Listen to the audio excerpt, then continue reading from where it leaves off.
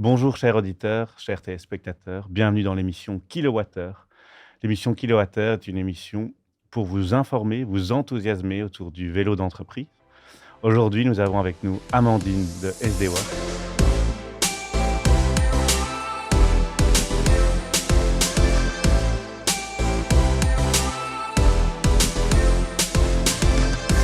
Bonjour Amandine.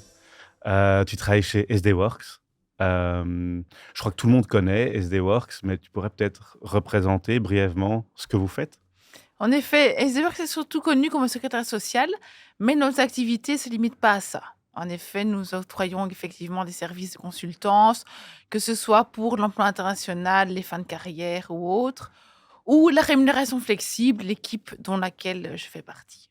Ok, super. Et c'est quoi alors ton rôle exactement chez SD Works? Alors, je travaille chez SDWorks depuis près de 16 ans maintenant, donc 13 ans comme gestionnaire de paye dans l'équipe des grandes entreprises.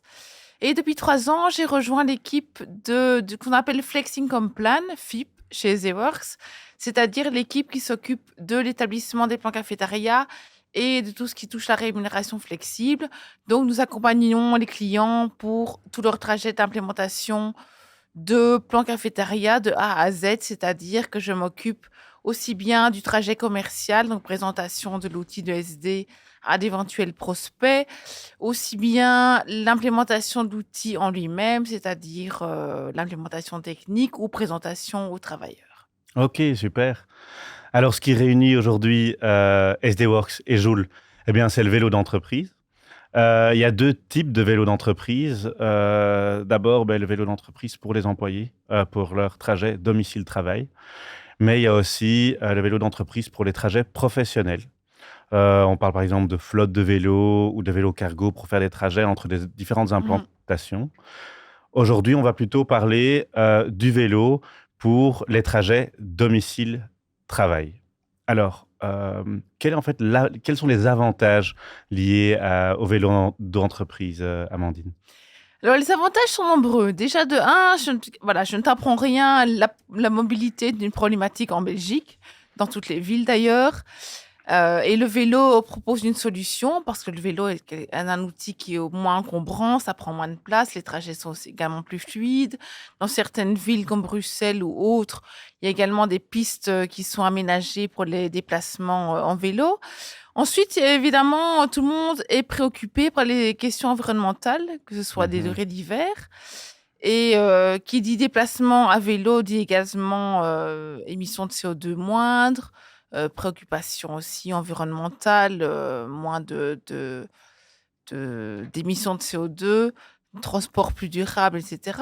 Et nous avons également un autre point qui doit être abordé, c'est évidemment l'aspect financier, puisque Mhm. évidemment, sous certaines conditions, les trajets effectués à vélo, qui plus est avec des déplacements à domicile de travail, peuvent bénéficier de certaines exonérations fiscales, donc de certains tarifs un peu plus avantageux.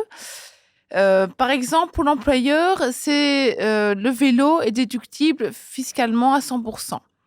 Donc, si on compare avec une augmentation de salaire, ça veut dire que, en comparaison, l'impact donc du vélo est plus avantageux par rapport à une augmentation de salaire. Ensuite, du point de vue du travailleur, ces déplacements sont également plus avantageux dans certains cas. Donc, si le travailleur effectue des déplacements de domicile de travail à vélo régulièrement, il peut bénéficier d'une exonération, aussi bien au point de vue de l'ONSS que du précompte professionnel. Donc, il n'y a pas d'avantage sous nature qui est calculé. Donc, c'est plus avantageux pour le travailleur. En plus, l'étalement du paiement se fait sur 36 mois. Donc là encore, c'est plus avantageux par rapport à un financement unique. Et le travailleur peut également racheter le vélo à vélo résiduel au terme de la période de leasing de 36 mois. Donc là encore, c'est un avantage indéniable pour le travailleur. Ensuite, il y a également un avantage sur la santé, évidemment. Qui dit déplacement domicile de travail à vélo, dit travailleur en meilleure santé, dit également moins d'absentéisme. Et ça peut se révéler dans les faits. Nous avons des statistiques qui prouvent que les travailleurs qui se rendent régulièrement au travail en vélo sont régulièrement absents, sont moins absents sur base annuelle d'un jour par an. Donc, c'est quand même pas rien. Et aussi, si nous ajoutons à cela le fait que les travailleurs s'engagent sur un leasing sur une durée de 36 mois, ça veut dire que le travailleur va être plus fidèle, plus engagé envers son employeur, puisqu'il va être plus engagé dans la mesure où il doit financer son vélo pendant une durée de 36 mois. Voilà. Mais évidemment, une des conditions pour pouvoir bénéficier de cette exonération fiscale, donc de ce tarif plus avantageux, est d'effectuer des déplacements à domicile au travail à vélo sur une base régulière. Maintenant, qu'est-ce qu'on entend par base régulière? Nous y reviendrons plus en détail tout à l'heure lorsque nous aborderons la question de la politique vélo. Ok, super. Merci. Donc, un tas d'avantages financiers, écologiques, sociaux. Mais donc, il y a différentes manières de mettre à disposition ce vélo par l'employeur à ses employés. L'employeur peut acheter les vélos ou bien prendre les vélos en leasing et ensuite les mettre à disposition de ses employés. Quelle est en fait la différence pour l'employeur entre l'achat et le leasing, Alors, Amandine? pour l'employeur, la première différence réside tout d'abord dans le fait du financement. Donc, lorsque l'employeur achète les vélos et les met à disposition du travailleur, l'employeur doit acheter les vélos d'une manière unique. Donc, le financement se fait de manière unique. Donc, le travailleur reçoit une facture pour l'achat des vélos et l'employeur met les vélos à disposition du travailleur. Si l'employeur passe par l'intermédiaire d'une société de leasing, par contre, le financement se fait de manière étalée. Donc, l'employeur reçoit tous les mois une facture de la société de leasing. Pour l'employeur, ça ne change rien. Donc, l'employeur n'est jamais propriétaire du vélo. L'employé n'est propriétaire du vélo qu'au terme des 36 mois, donc au terme de la période de mise à disposition, moyennant paiement du vélo à la valeur résiduelle. Oui. Donc, à ce moment-là, le travailleur, c'est ça. Donc, le travailleur est propriétaire moyennant paiement du vélo à la valeur résiduelle. Entre les deux, soit c'est l'employeur qui est propriétaire et donc qui met à disposition le vélo au travailleur, soit c'est la société de leasing qui est propriétaire et qui met aussi le vélo à disposition du travailleur, moyennant facturation à l'employeur. Mais la différence entre les deux est que l'employeur, dans le cas de l'intervention d'une société de leasing, est que le travailleur peut bénéficier de services annexes tels que l'entretien, l'assurance, par exemple, ou d'autres services annexes qui sont plus difficiles ou plus compliqués à mettre en pratique dans le cas d'un financement par l'employeur. C'est la raison pour laquelle, en pratique, généralement, les employeurs passent par l'intermédiaire d'une société de leasing pour proposer ce service à l'employeur, pour pouvoir régler toutes les modalités de financement, par exemple, entretien ou autres, et modalités aussi en fin de contrat dont on parlera tout à l'heure. Ok, super. Merci pour ces précisions. Euh, Et du coup, en pratique, comment ça se passe au niveau du financement, alors du leasing? Est-ce que la prise en charge se fait par qui exactement? Là encore, il y a plusieurs possibilités. Donc, soit l'employeur prend en charge totalement le financement du vélo, Mhm. donc c'est plus avantageux évidemment pour le travailleur. Évidemment, pour l'employeur, l'opération n'est pas neutre, parce que cela représente un budget en plus à débourser, en plus des charges salariales. Mhm. Mais le vélo, évidemment, est déductible à 100%. Donc, comparativement à une augmentation de salaire, ça reste quand même plus avantageux. Mais dans la pratique, c'est un cas de figure que nous rencontrons peu. Deuxième possibilité, ça consiste en le financement par le travailleur via son salaire net. Donc là encore, c'est moins avantageux parce qu'il n'y a pas de déductibilité fiscale ou sociale. Mais néanmoins, c'est peut-être une possibilité envisagée si on n'a pas d'autres sources de financement possibles. Par exemple, si les travailleurs sont payés au barème et qu'il n'y a pas de possibilité de travailler via la prime de fin d'année ou autre, à ce moment-là, les travailleurs doivent financer le vélo via leur salaire net. Il y a quand même des avantages. Par exemple, le vélo est financé sur une durée de 36 mois, donc le travailleur peut étaler le financement du vélo et surtout, le travailleur peut bénéficier de services annexes au leasing tels que l'entretien, par exemple, un éventuel remplacement en cas de vol, dépannage, assistance, même à l'étranger ou autre. ce dont le travailleur ne bénéficierait pas s'il allait acheter son vélo en magasin du coin. Voilà. Si l'on travaille via d'autres sources de financement, là encore, nous avons plusieurs possibilités. Donc, soit la possibilité qui est la plus fréquemment envisagée, c'est la possibilité de financer le vélo via une source externe. J'entends par source externe, soit la prime de fin d'année, donc le 13e mois, ou alors d'autres sources de financement telles que des bonus exceptionnels ou la vente de congés extra-légaux, à condition évidemment que ces budgets aient un caractère suffisamment récurrent. Donc la prime de fin d'année est octroyée chaque année suivant un certain montant, sauf évidemment circonstances exceptionnelles comme maladie du travailleur ou autre. Par contre, pour les autres types de budgets, évidemment, nous ne sommes pas certains que le travailleur va recevoir un bonus d'une telle ampleur tous les ans que le travailleur pourra vendre autant de jours de congé.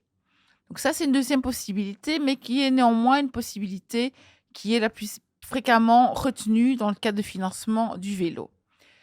L'autre possibilité, s'il n'y a pas d'autre choix, donc par exemple si le secteur ne permet pas de flexibiliser la prime de fin d'année, c'est le cas dans certains types de secteurs, puisqu'évidemment, dans le cadre d'un plan de rémunération flexible, nous sommes tenus de respecter les réglementations sectorielles, et comme la prime de fin d'année est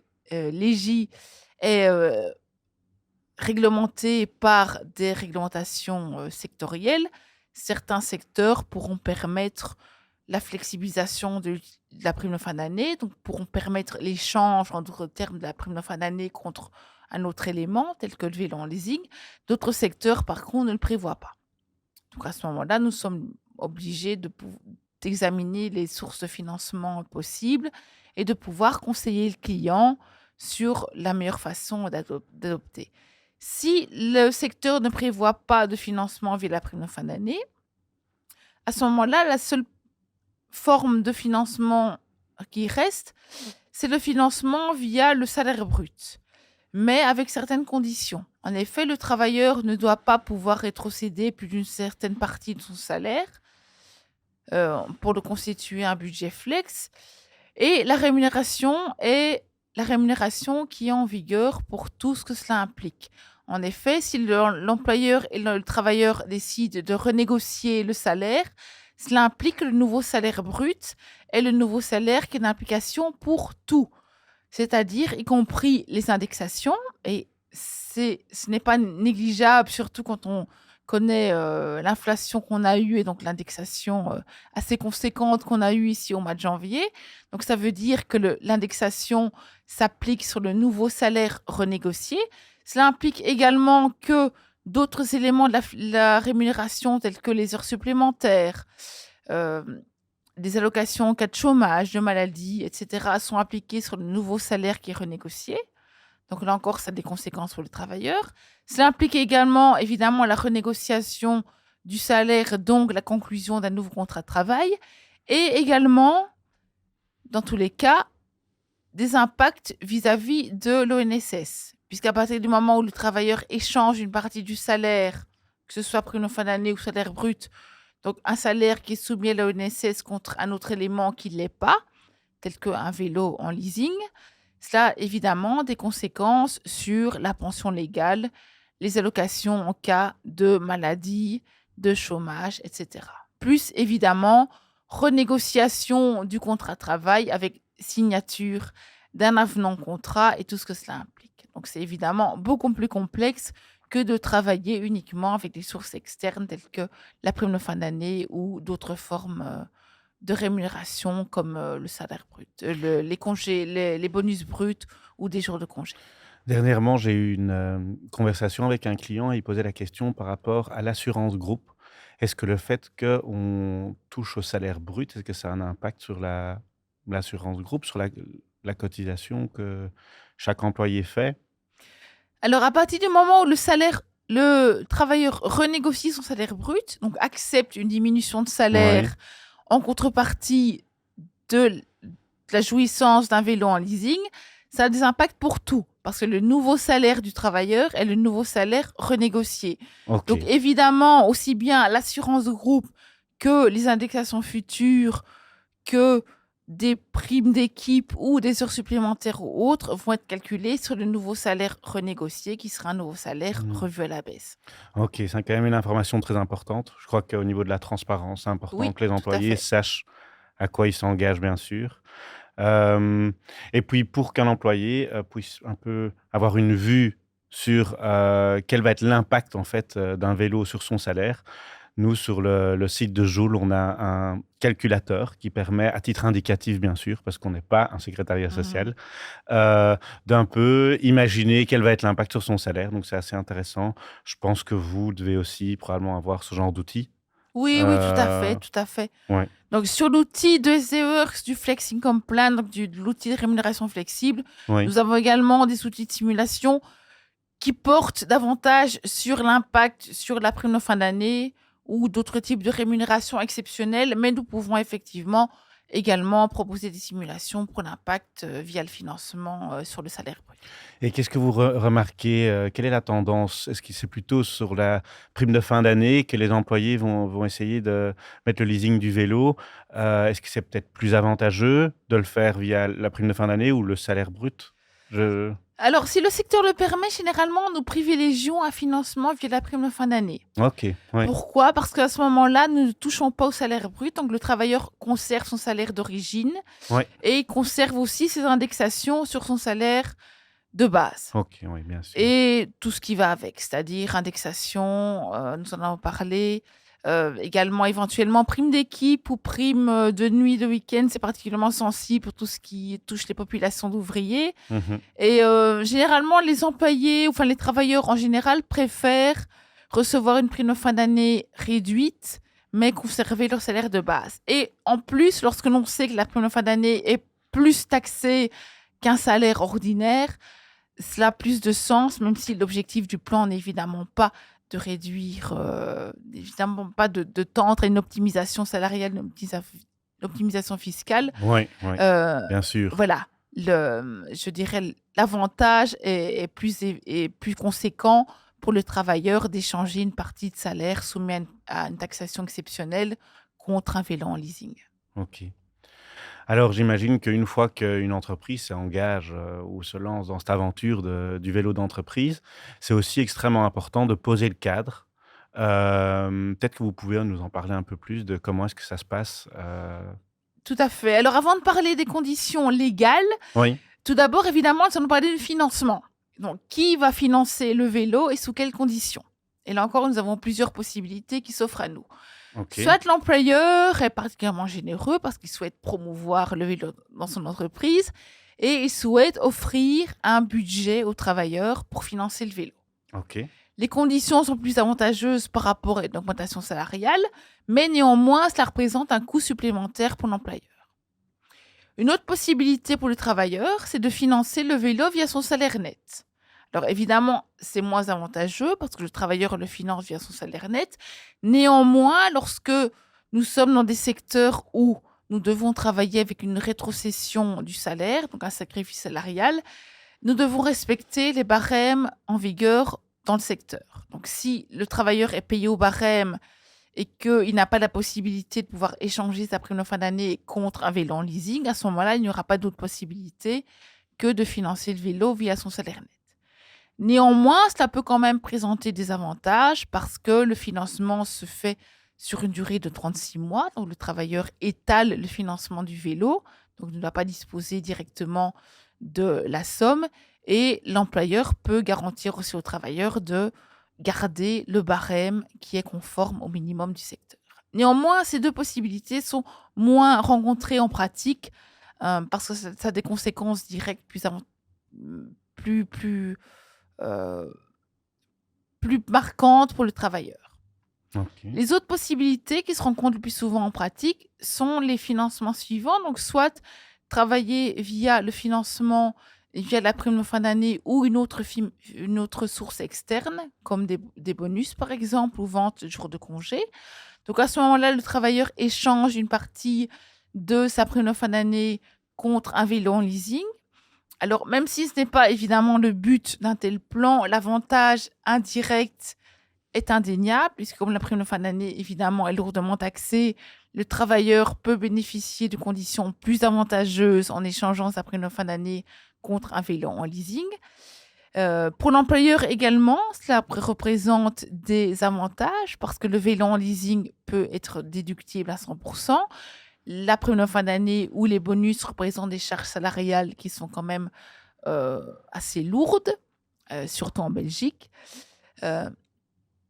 Où nous avons une autre possibilité de financement, donc c'est aussi, comme nous en avons parlé, c'est via le salaire brut si le secteur ne permet pas de flexibiliser la prime de fin d'année. Donc là encore, en tant que secrétaire social, nous sommes obligés de suivre les réglementations propres au secteur. Nous conseillons donc nos clients en la matière. Certains secteurs permettent de travailler via la prime de fin d'année, ce qui est généralement le plus avantageux et le plus facile, aussi bien pour les employeurs que pour les travailleurs. Mais si le secteur ne permet pas de flexibiliser la prime de fin d'année, nous pouvons permettre aux travailleurs, dans certains cas, de choisir de rétrocéder une partie de leur salaire brut et de créer donc un budget flex qui va être octroyé au financement d'un vélo en leasing. Évidemment, sous certaines conditions, comme j'en ai parlé, l'impact sur les indexations, les avantages sociaux ou autres est réel. Et le travailleur recevra également une prime de fin d'année moins élevée, un pécule de vacances moins élevé. Il devra également signer un avenant au contrat de travail. Donc, les obligations au niveau RH sont quand même relativement lourdes. Les indexations futures se feront également sur ce nouveau salaire qui est renégocié. Donc, généralement, le travail via une rétrocession de salaire brut est un cas de figure qui est moins utilisé. Donc, soit nous travaillons via un financement par le biais de la prime de fin d'année ou un bonus, par exemple, pour peu évidemment que le bonus soit suffisamment récurrent, parce que qui dit le vélo en leasing dit également financement sur une durée de 36 mois, donc le travailleur doit également pouvoir bénéficier d'un budget qui lui permet de financer le vélo sur 36 mois, ce qui est le cas par exemple via la prime de fin d'année, sauf maladie longue durée ou autre, mais ce qui reste quand même des cas de figure assez exceptionnels, ou alors financement via le salaire brut si nous n'avons pas d'autres possibilités au niveau juridique, et là encore, moyennant respect des barèmes prévus par le secteur et conclusion d'un avenant au contrat de travail, comme quoi le nouveau salaire est le salaire renégocié qui sera d'application pour tout, y compris les indexations, les allocations en cas de chômage, de maladie, heures supplémentaires ou autres. Je sais que ça peut avoir un impact assez conséquent, surtout pour ce qui est des ouvriers, ou alors, comme nous l'avons vu cette année, vu l'indexation assez conséquente que nous avons eue, c'est vrai que les travailleurs doivent être conscients de ce fait lorsqu'ils font leur choix. Et donc, tu nous parles d'avenant au contrat de travail. J'imagine qu'on parle aussi alors de la politique vélo. Et donc, une fois qu'on a décidé par quel biais on allait financer le leasing vélo, j'imagine qu'on pose aussi le cadre dans la politique vélo. Qu'est-ce qui doit en fait s'afficher dans cette politique vélo? Tout à fait. Donc, Euh, si l'employeur et le travailleur décident de financer le vélo via le salaire brut ou via la prime de fin d'année, à ce moment-là, il convient de conclure des documents juridiques distincts. oui, Mais dans tous les cas, quel que soit le mode de financement, l'employeur et le travailleur doivent établir une politique en matière de vélo qui ok. va reprendre aussi Mhm. bien le financement que d'autres éléments. En fait, c'est comparable à une politique en matière de voiture. Une carte Donc, policy, voilà, j'imagine. exactement. Oui, Donc, oui. qui peut conduire le vélo? Qu'advient-il en cas de vol, de panne? Quelle est l'usure normale, l'entretien? Qu'est-ce qui est compris dans le contrat de leasing? Est-ce que c'est uniquement l'assurance en cas de panne, d'entretien? Oui, en Belgique ou à l'étranger? Que faire en cas de vol? Est-ce que le travailleur doit signaler le vol à la police? Si oui, en délai, quel délai? Est-ce qu'il peut recommander un vélo directement? Qu'est-ce qui est considéré comme mesure normale, comme usage je dirais entre guillemets, ça se dit plus trop en bon père de famille, mais bon, on a compris le Oui, principe. oui, oui. Voilà, quels sont les éléments qui sont à charge du travailleur en termes d'usure, d'entretien? Qu'est-ce qu'il y a à la charge de l'employeur?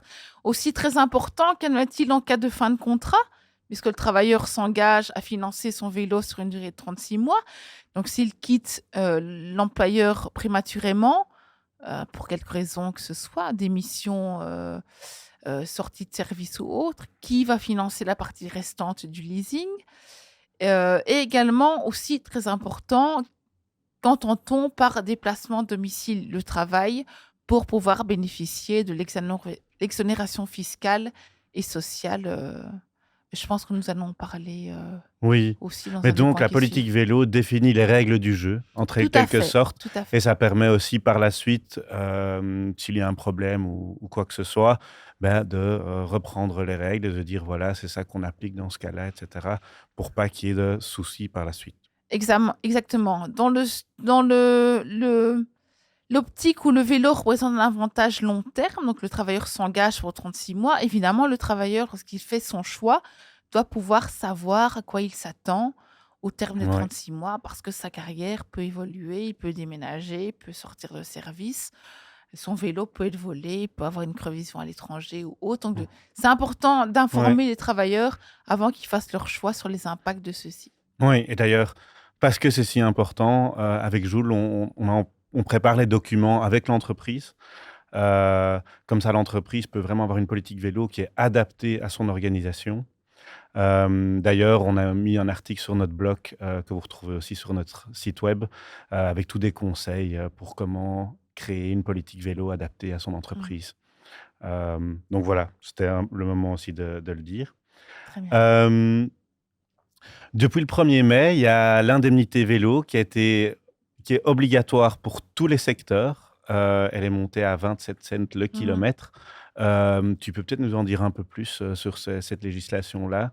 Oui, en Hem, effet. Alors auparavant, il existait une sorte de flou juridique concernant cette indemnité kilométrique. Donc certains secteurs prévoyaient une indemnisation en cas de déplacement à domicile de travail avec le vélo, d'autres pas. Donc pour clarifier, déjà il s'agit effectivement de kilomètres parcourus à vélo pour aller au travail. mmh Mais là encore, ça peut être éventuellement des déplacements partiels. Par exemple, le travailleur a un vélo pliant et le met dans son coffre pour aller chez un client ou autre, ou le travailleur utilise uniquement son vélo pour se rendre à une gare et effectue le reste de son Eh trajet bien, en c'est ce que vélo. j'avais posé justement comme question. C'est donc cumulable avec une voiture de société? C'est Oui, possible? tout OK. à fait. Donc, c'est cumulable avec une voiture de société. Évidemment, le travailleur ne recevra une indemnité vélo que pour les jours où il utilise une voiture de société. Et dans d'autres cas de déplacement, le travailleur peut éventuellement bénéficier aussi d'une double rémunération. Par OK. exemple, Ouais. si le travailleur a déjà un abonnement mensuel pour le train, il continue à recevoir son abonnement mensuel pour le train, mais s'il vient au travail certains jours en vélo, il recevra en plus cette indemnité Ou les vélo. parties qu'il fait à vélo Exactement. Voilà. Si par sont contre le travailleur d'habitude recevait une indemnité journalière parce qu'il venait en voiture, c'est l'un ou l'autre. Donc soit il vient en vélo et il reçoit une indemnité vélo, soit il vient en voiture et il reçoit cette indemnité pour déplacement privé. Oui, je veux juste revenir sur la modification de la législation. Donc pour les secteurs qui n'avaient pas encore de législation en vigueur, là l'indemnité de 27 0,27 € par kilomètre s'adapte. Donc là, nous avons d'office ce montant qui est d'application, mais certains secteurs avaient déjà un montant prévu. Donc à ce OK. moment-là, le montant reste d'application. Donc soit vous n'aviez rien, à ce moment-là, vous avez les 27 cents qui sont d'application, soit le secteur prévoyait autre chose, et dans certains cas, ce montant peut s'avérer moindre que les 27 cents, et c'est ce montant-là qui prévaut. Donc ça ne veut pas dire que tout le monde aura droit à 27 cents d'office. S'il n'avait rien prévu pour le secteur, c'est d'office 27 cents.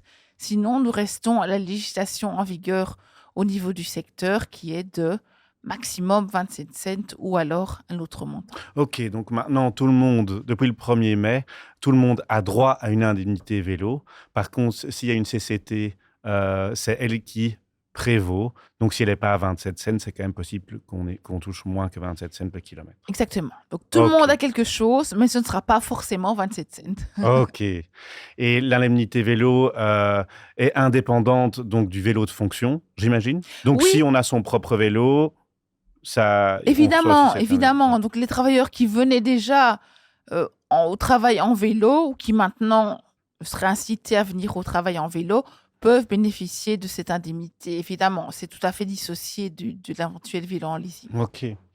Alors, chez Joule, on prépare, on accompagne les entreprises donc dans un plan vélo. Euh, mais donc, on accompagne que des entreprises, mais aussi des institutions publiques. Est-ce que pour les institutions publiques, c'est la même législation? Est-ce qu'on bénéficie des mêmes avantages? Est-ce que tu peux peut-être nous en dire plus là-dessus? Oui et non, tout dépend évidemment de quel côté de la frontière linguistique nous nous trouvons. Donc du côté néerlandophone, les fonctionnaires des autorités publiques néerlandophones peuvent bénéficier du vélo en leasing.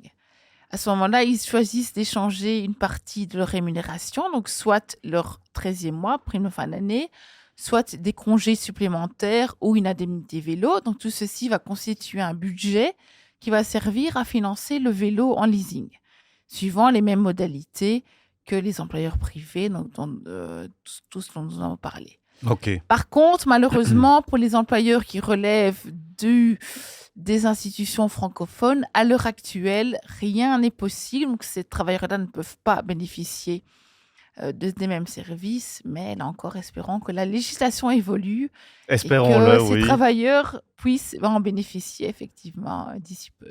Oui, super, merci. Alors, on a quelques questions types à te poser. Je t'en prie. Donc, en fait, la première question, c'est un employé a une voiture de société. Est-ce qu'il peut aussi avoir un vélo de société? Oui, tout à fait. Donc, le Ok, travailleur peut choisir un vélo de société et le financer via les règles qui seront définies par l'entreprise, que ce soit via la prime de fin d'année, le salaire brut ou autre.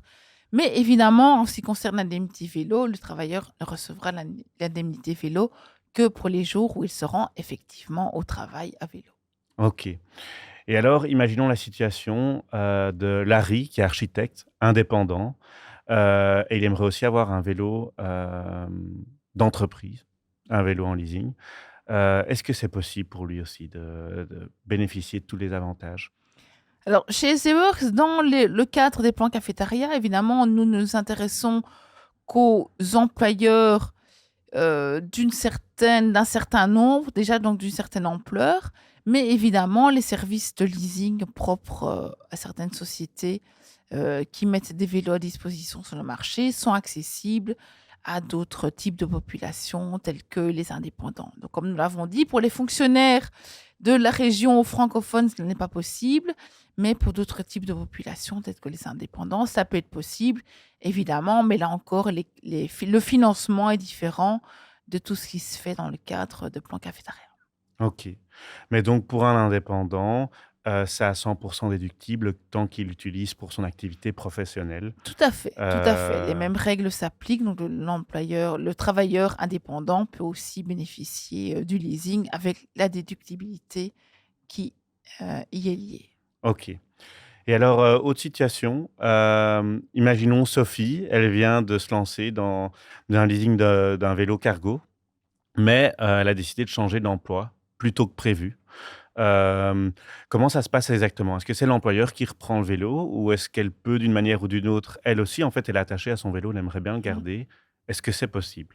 C'est une question très intéressante. C'est même une question qui doit être abordée avant le choix du vélo, Oui, de puisque préférence, plusieurs oui. possibilités s'offrent à l'employeur et au travailleur. Donc, soit le travailleur reprend le vélo à sa valeur résiduelle, donc le travailleur rachète le vélo à la valeur Ok, résiduelle, oui.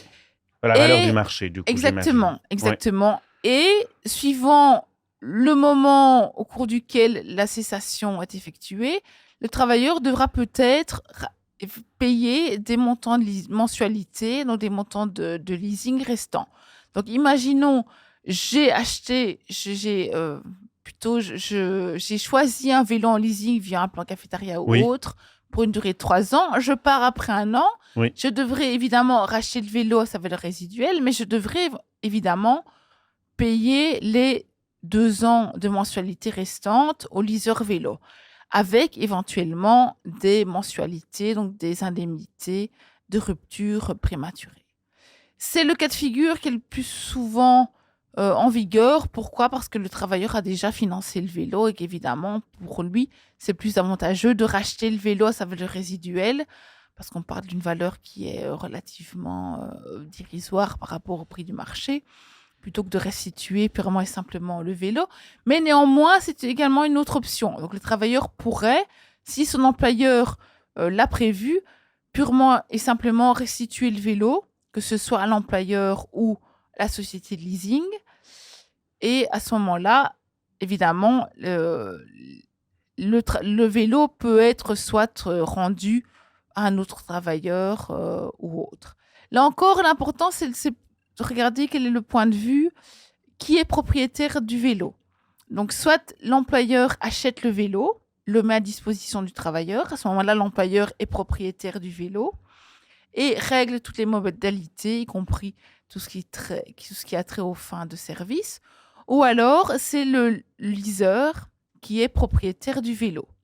C'est ce qui se passe le plus souvent en pratique. Et donc, en ce moment-là, en cas de sortie de service, c'est la société de leasing qui va gérer les modalités de sortie de service par rapport au vélo. Et donc, imputer au travailleur les mensualités restantes, éventuellement une indemnité de rupture ou autre. Du point de vue du travailleur, dans tous les cas, le travailleur n'est jamais propriétaire du vélo directement. Le travailleur n'est propriétaire du vélo qu'au terme du paiement d'une valeur résiduelle, qui est d'un tarif vraiment avantageux. Là encore, les modalités doivent être prises dans cette fameuse politique vélo. Et si le travailleur sort du service anticipativement, il pourra alors racheter le vélo à valeur résiduelle et éventuellement compléter les mensualités restantes pour pouvoir être propriétaire du vélo. Et le travailleur, à ce moment-là, est propriétaire du vélo et il en fait ce qu'il veut. Donc, il peut le revendre en seconde main parce qu'on sait que le marché de la seconde main est également florissant, ou le donner à ses enfants ou autre. Mais ce sont effectivement toutes des dispositions qu'il convient de noter dans la politique vélo afin que le travailleur sache, avant de faire son choix, quelles sont les conséquences en cas de sortie de service prématurée. OK.